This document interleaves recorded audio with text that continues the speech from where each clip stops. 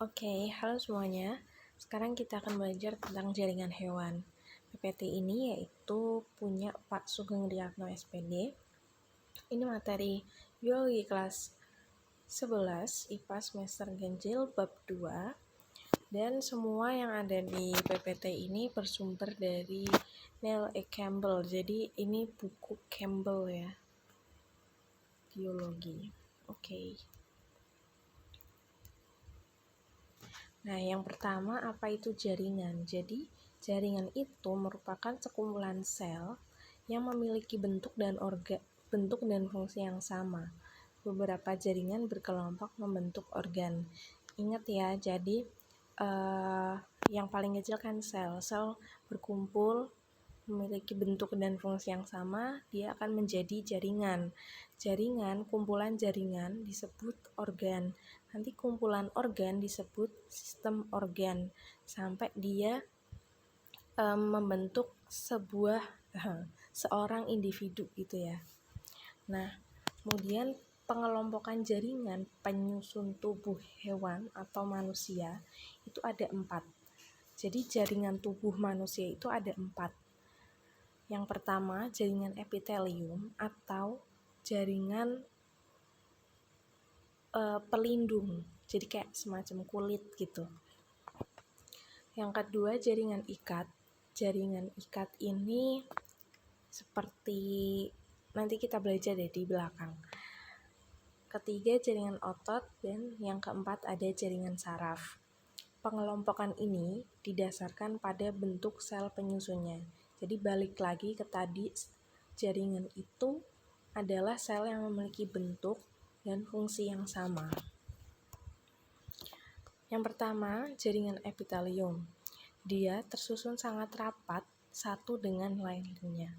Kemudian lapisan sel selalu menghadap ke permukaan. Jaringan epitelium terdiri dari 2 komponen, lapisan sel dan lapisan bawahnya, yaitu membran basal, tempat melekatnya lapisan sel.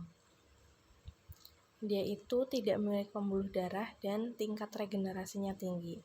Maksudnya tingkat regenerasi tinggi itu apabila ada luka, maka penyembuhannya itu akan cepat. Nah, contoh dari jaringan epitelium ini adalah kulit. Jadi, di gambar ini kita bisa lihat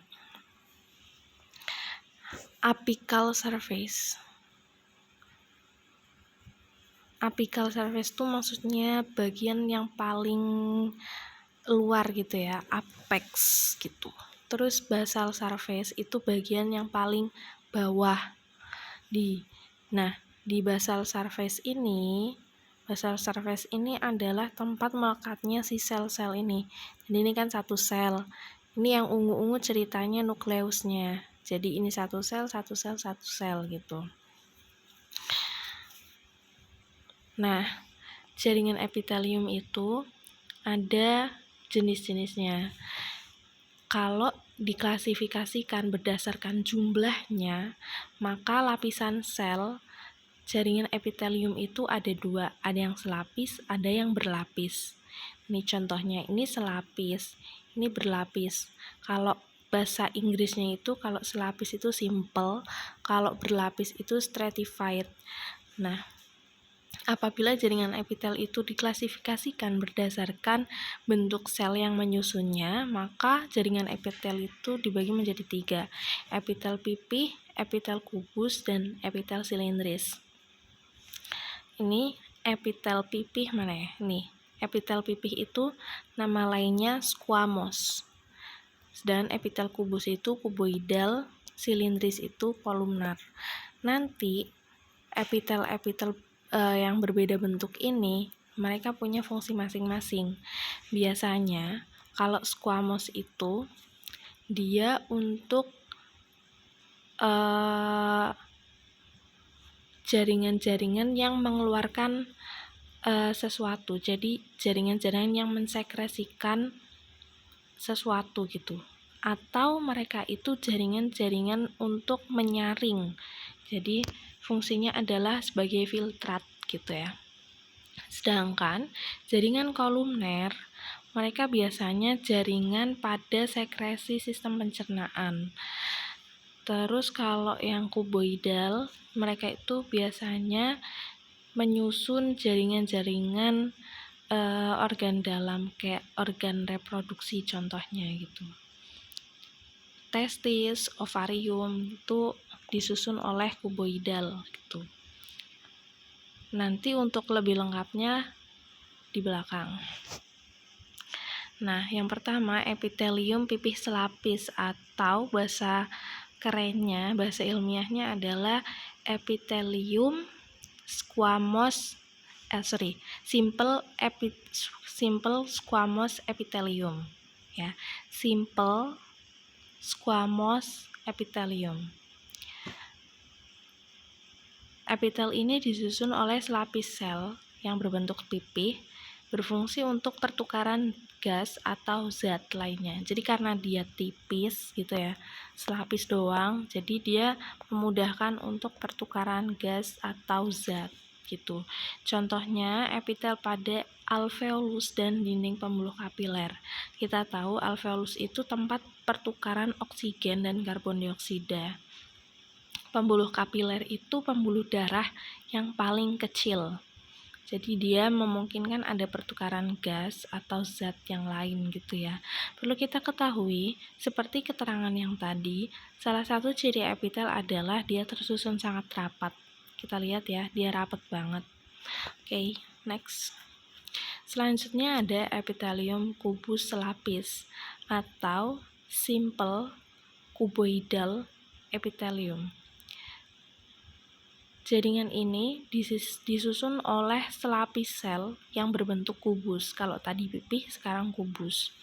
Biasanya terdapat pada saluran atau kelenjar, dan dia membentuk dinding saluran ginjal. Contohnya ya, contohnya ginjal dan ovarium. Tadi yang kayak kakak bilang, salah satu contohnya itu dia membentuk organ reproduksi, baik itu ovarium maupun testis. Di sini kita bisa lihat contohnya ya. Oke. Nanti dia itu akan nanti dia akan melindungi bagian-bagian itu. Jadi kan epitelium itu salah satu fungsi utamanya adalah melindungi jaringan di bawahnya. Karena dia itu jaringan yang paling luar, maka dia melindungi jaringan-jaringan yang ada di bawahnya. Nah, jaringan yang ada di bawahnya itu apa ya? Contohnya jaringan ikat gitu. Di atas ini yang ini tuh jaringan epitel, nah bawahnya jaringan ikat. Ini kalau secara histologi atau secara ilmu jaringan. Jadi ilmu jaringan itu namanya histologi gitu ya. Nah, ini kalau dilihat dari mikroskop, itu sel bentuknya kayak gini. Selnya berbentuk kubus ya. Nih, satu ungu yang ungu tua ini itu satu nukleus ceritanya. Tuh. Ini connective tissue itu jaringan ikat. Terus ini membran basalis. Jadi di mana sel-sel itu melekat. Kalau membran basalis di sini tuh ungu yang ngelingkar ini. Oke. Selanjutnya ada epitelium silindris selapis atau simple columnar epithelium. Dia disusun oleh selapis sel berbentuk silindris. Biasanya terdapat sel goblet di antara sel-sel epitelnya. Contoh dari jaringan ini adalah epitel pada dinding usus. Nah, tadi seperti kakak bilang, salah satu fungsi dari epitel kolumner ini adalah sebagai jaringan pensekresi sesuatu, biasanya sekresi untuk pencernaan. Di sini contohnya di usus ya. Nah, bentuknya seperti ini secara histologis. Jadi lagi-lagi satu bulatan ungu yang tua ini adalah satu sel. Di sini ada membran basalisnya. Membran basalis adalah tempat di mana sel melekat. Selanjutnya, epitelium batang berlapis semu atau pseudostratified columnar epithelium. Jadi pseudostratified itu berlapis semu, itu ya. Nah, jaringan ini disusun oleh selapis sel berbentuk batang namun seperti berlapis. Jadi kenapa dia itu disebut batang, karena dia itu kolumner gitu, nama lainnya. Nah, terus kadang memiliki silia. Silia itu rambut-rambut halus, terutama yang menyusun saluran pernafasan. Berfungsi sebagai sekresi atau absorpsi. Sekresi itu artinya mengeluarkan sesuatu, sedangkan absorpsi itu menyerap sesuatu gitu ya. Nih, gambar secara histologinya ini adalah mukus of cell goblet. Nah, sel goblet tadi ya, ini kan, mana tadi? Oh, penjelasannya ada di depan. Jadi di antara sel-selnya tuh ada sel goblet. Nah, sel goblet itu ini yang warnanya pink tua, ada hitam-hitamnya, itu sel goblet. Nah, sel goblet ini yang dia akan menjadi agen sekretori. Agen sekretori itu berarti ini goblet sel itu dia mengeluarkan sesuatu. Tadi kan ada berfungsi sebagai sekresi atau mengeluarkan sesuatu. Nah, bagian yang mengeluarkan sesuatu itu namanya sel goblet. Tuh.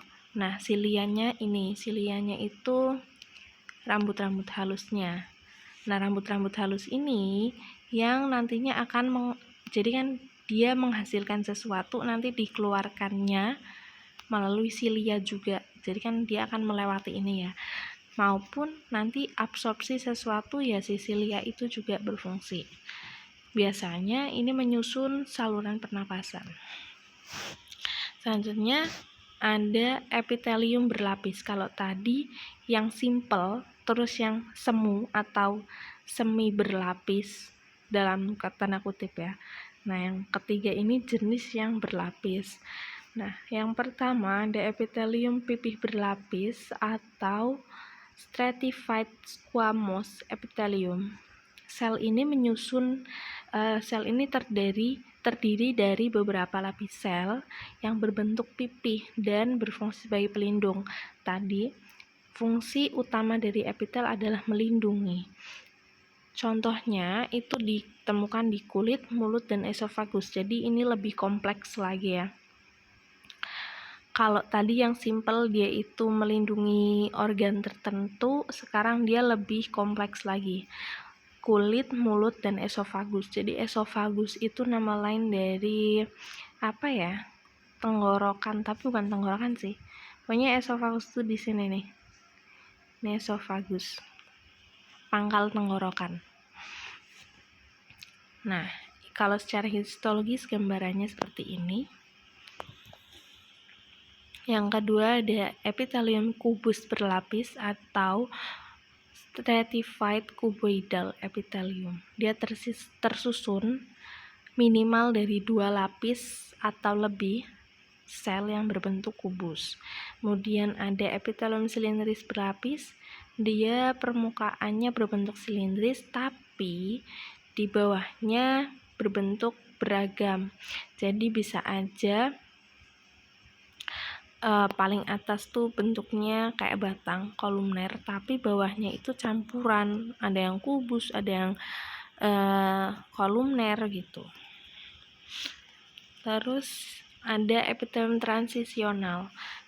Epitel ini merupakan epitel berlapis yang bentuk selnya dapat berubah-ubah, dan dia itu biasanya membungkus kantung urin sebelah dalam. Nah, kita tahu ya, urin itu nama lainnya dari kencing ya. Jadi kantung kencing itu kan dia isinya itu ada air ya. Ini kantung kecil, kantung urin atau vesika urinaria bahasa ilmiahnya. Vesika urinaria ini berfungsi untuk menampung urin sementara sebelum keluar. Jadi dia itu harus bisa fleksibel. Nah, flexibility-nya itu didapat dari ini, bentuk sel yang dapat berubah-ubah. Jadi ketika banyak air atau banyak urin yang ditampung, dia bisa melebar, dan ketika urinnya itu udah keluar, dia bisa kembali ke bentuk yang semula gitu. Ini secara histologinya. Selanjutnya, setelah kita belajar setelah belajar jaringan epitel atau jaringan pelindung, kita belajar jaringan ikat. Jaringan ikat ini merupakan jaringan yang bisa kita temukan di seluruh organ tubuh, ya. Jaringan ini terdiri dari dua komponen. Yang pertama, sel-sel jaringan ikatnya, dan juga matriks ekstraseluler atau disebut sebagai serat atau serabut dan substansi dasar. Nah, fungsi umum dari jaringan ikat itu mengikat satu organ dengan organ lainnya, namanya juga jaringan ikat ya, dia mengikat. Kemudian menopang organ tubuh dan memberi perlindungan organ tubuh. Kak, tadi kayaknya yang melindungi itu jaringan ikat deh gitu. Nah, jadi tadi kayaknya yang melindungi tubuh itu jaringan epitel deh. Enggak, jadi jaringan epitel itu emang fungsi paling utamanya itu jadi pelindung. Jadi kayak jaringan epitel itu lapisan pelindung tingkat pertama yang paling luar. Nah, bawahnya tuh ada jaringan ikat yang dia lindungin, tapi si jaringan ikat ini juga melindungi organ tubuh gitu. Nah, kompleks banget kan. Jadi jaringan ikat itu bisa terdiri dari ini semua. Adiposel itu sel lemak, kolagen fiber atau serabut kolagen, capillary pembuluh darah, ini pembuluh darah yang merah gede, kolagen fibrin itu yang ini serabut-serabut merah kecil, adipose tissue itu yang kuning. Udah ada nomor-nomornya kok ini. 19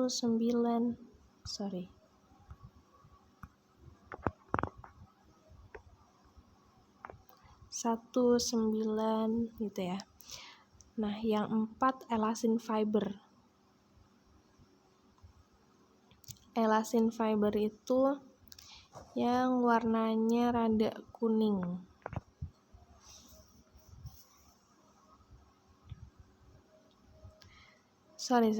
Kolagen fiber itu yang warnanya biru ini. Biru, terus kapiler itu yang merah ini, elastin fiber itu yang merah kecil, yang serabut merah kecil, limfosit itu yang nomor 6 ini, terus makrofag nomor 7 ini makrofag. Jadi limfosit, makrofag, mast cell atau sel mast itu contoh dari sel imun. Nah, nomor 9 itu nerve atau saraf. Yang ke-10 dia sel imun juga, neutrofil ini, atau nama lainnya itu polimorfonuklear cell. Plasma cell nomor 11 mana? Ini. Plasma cell juga dia sel imun, terus red blood cell atau eritrosit atau sel darah merah.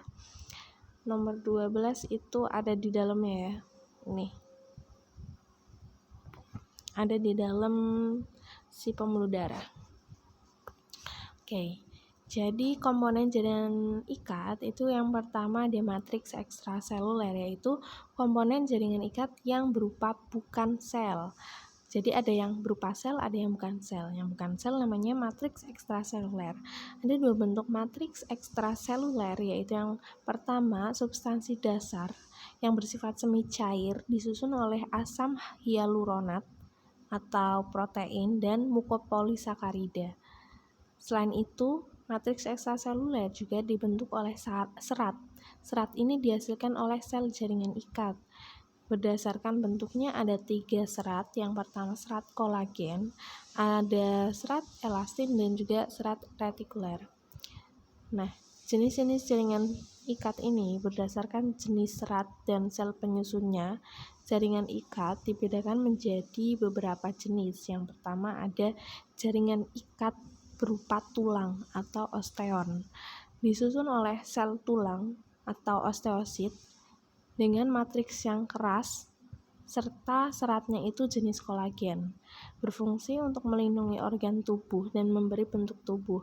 Jadi ini fungsinya osteon atau tulang ya. Tulang itu kan dia organ kerangka, jadi menyusun dan memberi bentuk tubuh. Yang namanya osteosit itu satu lingkaran dengan titik hitam di tengah. Ini satu sel tulang. Nah, matriks kerasnya itu endapan kalsium. Nih, di antara buletan-buletan ini kan ada ruangan ya. Nah, si ruangan itulah yang disebut matriks. Kemudian ada serat kolagen. Di samping, matriks itu ruangan-ruangan di antara selnya itu. Nanti matriks itu diisi oleh apa? Oleh serat. Contohnya kolagen gitu ya. Kayak tadi matriksnya itu dia diisi oleh bisa pembuluh darah, bisa serat kolagen, serat elastin dan selain sebagainya. Tapi kalau di tulang seratnya kolagen. Selanjutnya ada tadi tulang, sekarang kartilago. Jaringan ikat jenis yang kartilago atau tulang rawan. Dia disusun oleh sel kondrosit dan sejumlah serat kolagen dengan matriks yang keruh dan elastis. Ya namanya juga tulang rawan, dia harus elastis ya. Berfungsi untuk menyusun kerangka bayi yang baru lahir. Terdapat pada organ-organ tertentu seperti daun telinga, hidung, atau tulang rusuk dan lain-lain. Nih, tulang rusuk yang lunak.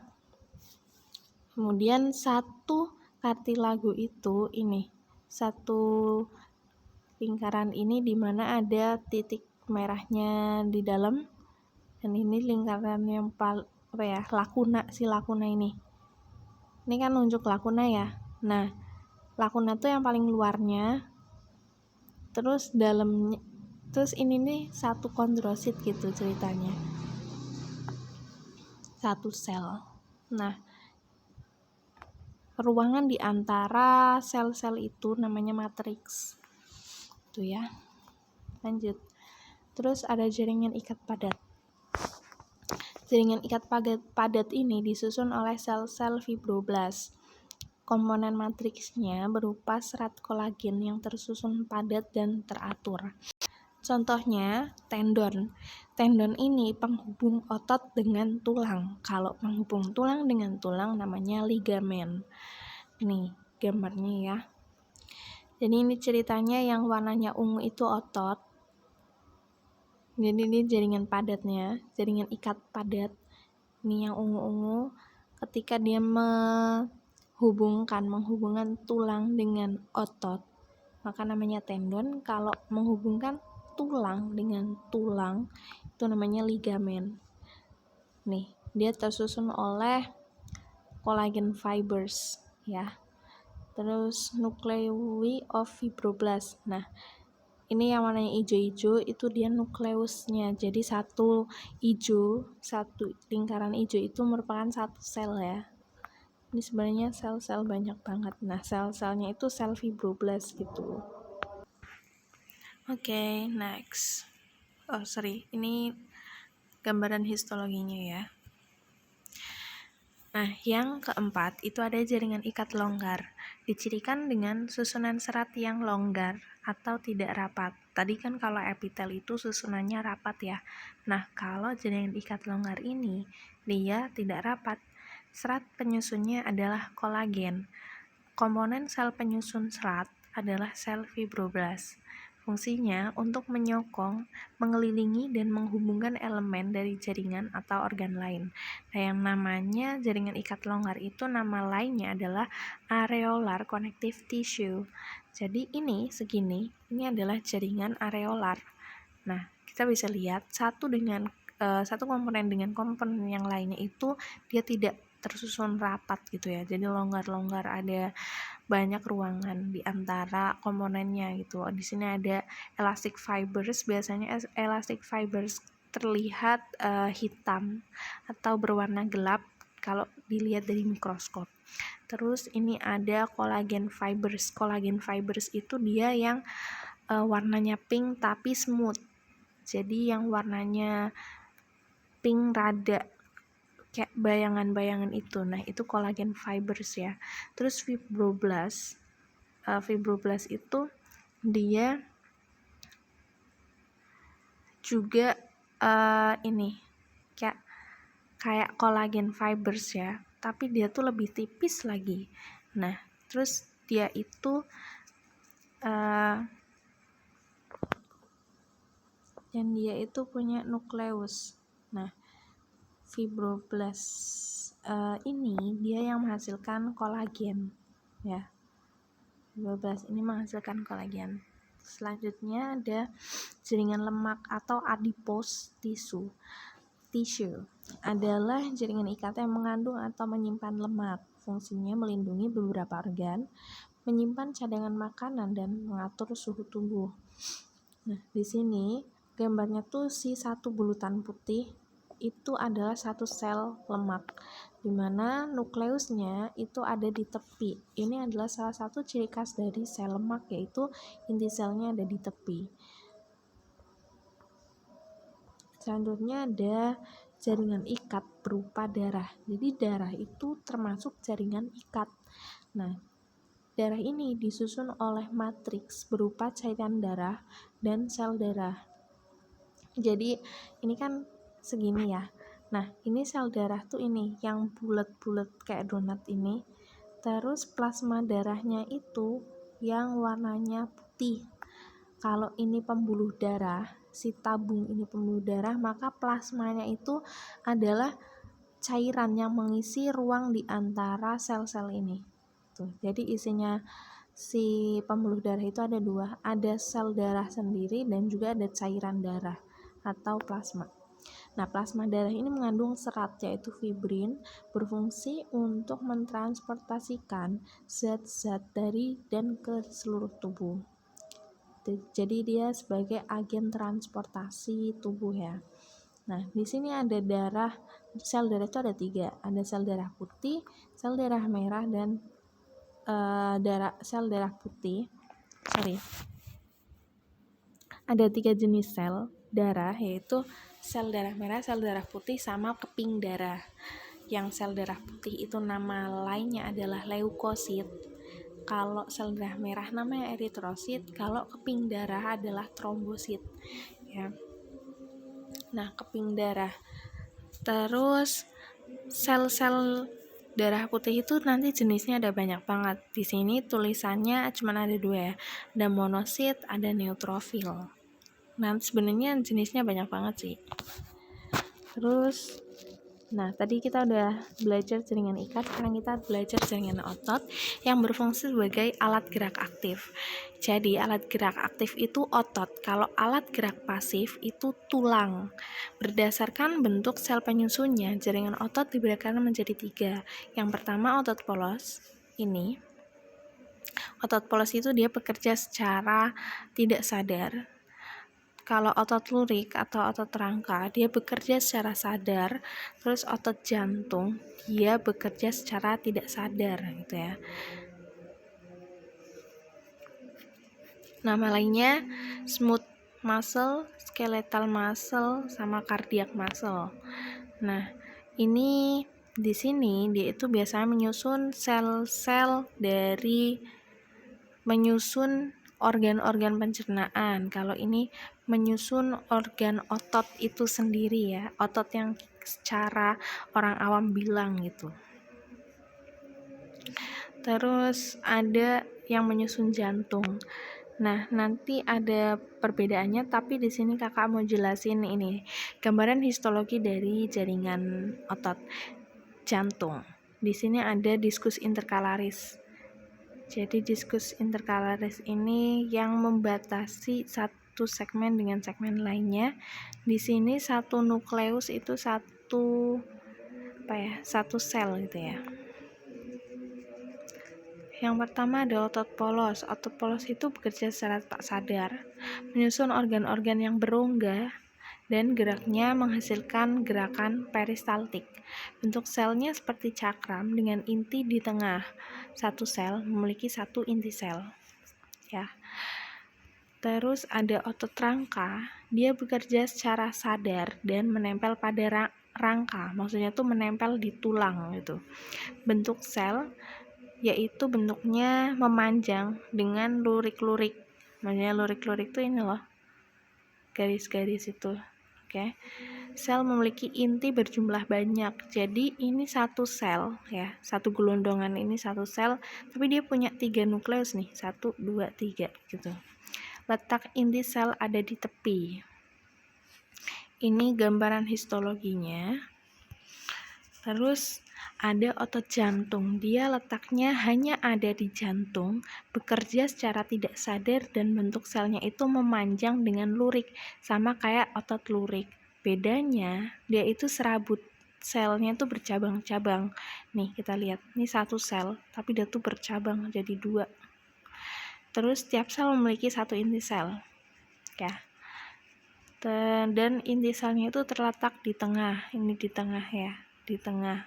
Kalau otot lurik ada di tepi.